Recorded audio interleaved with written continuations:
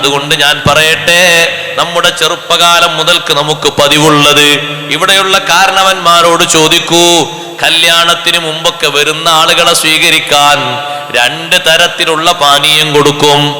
ഒന്ന് മധുരമുള്ളത്, ഒന്ന് മധുരമില്ലാത്ത. അല്ലേ?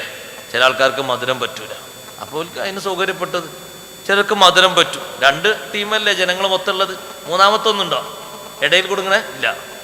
അതേ നമ്മളെ നാട്ടുകാർക്കൊക്കെ. ഇപ്പൊ പോയി നോക്കിയാൽ കുട്ടികൾ കളിക്കുന്ന ഗ്രൗണ്ടിൽ പതാക കെട്ടിയമാരാണ് വെള്ളപാത്രത്തിൽ വെള്ളം വെച്ചിരിക്കുന്നത്. കളി ഗ്രൗണ്ടിൽ പതാക കണ്ടിട്ടുണ്ടോ? എല്ലാ രാഷ്ട്രങ്ങളുടെയും പതാക അതേപോലെയാണ് ഇപ്പോൾ വെള്ളം വെച്ച്. നീല കളറ്, പച്ച കളറ്, മഞ്ഞ കളറ്, പിന്നെ ഏത് കളർ പറഞ്ഞാൽ കാപ്പി കളറ്. എന്തിനാ ഇത്? നിങ്ങൾ വിചാരിച്ചതിനൊക്കെ കൂലിട്ടൊന്നും ഒന്നും കിട്ടൂല.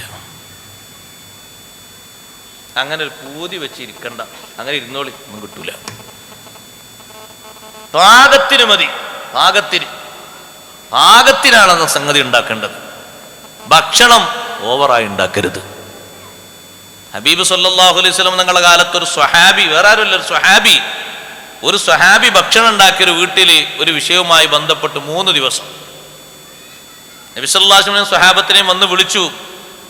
നബി, എൻ്റെ വീട്ടിൽ ഒരു സൽക്കാരവുമായി ബന്ധപ്പെട്ട് ഭക്ഷണം ഉണ്ടാക്കിയെന്ന് പറഞ്ഞു.